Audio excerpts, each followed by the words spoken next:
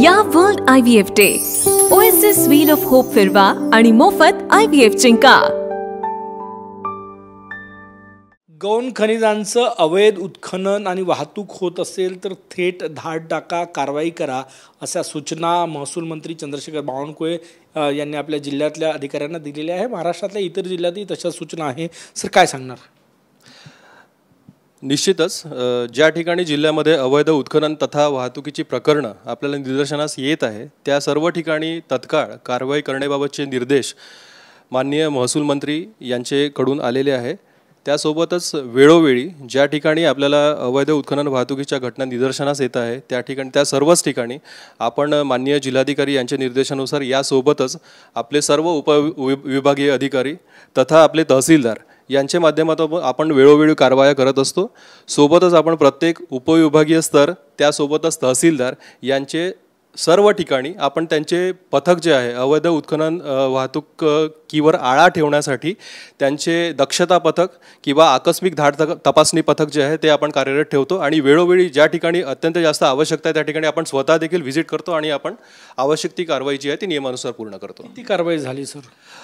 सद्यस्थितीत 1 एप्रिल पासून ते आतापर्यंत साधारणतः 145 प्रकरणांमध्ये आपण अवैध उत्खनन आणि वाहतुकीच्या कारवाई केलेल्या आहे, ज्याच्यामध्ये दगड, मुरुम आणि माती या पद्धतीचे गौण खनिज जे आहे त्याच्यावरती कारवाई करतो आणि सोबतच या सर्व कारवाईमध्ये आतापर्यंत 2 कोटीचा महसूल देखील शासनाला प्राप्त झालेला आहे। सर अशी कारवाई करताना राजकीय पक्षाचे कार्यकर्ते, सत्ताधारी पक्षाचे कार्यकर्ते इंटरफेअर करतात का, दबाव आणण्याचा प्रयत्न करतात का?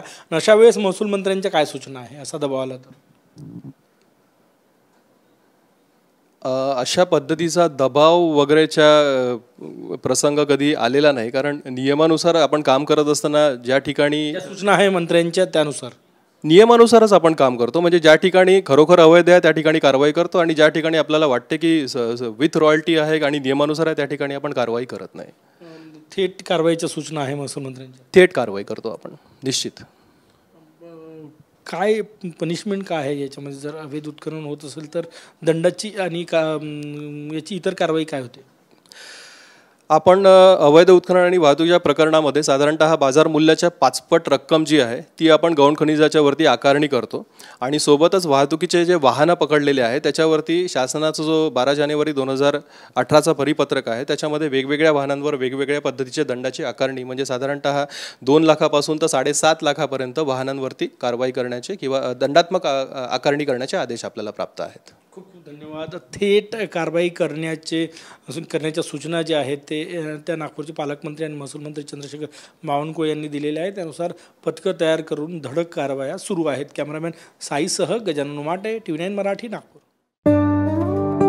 या world IVF day OSS wheel of hope फिरवा आणि मोफत IVF जिंका।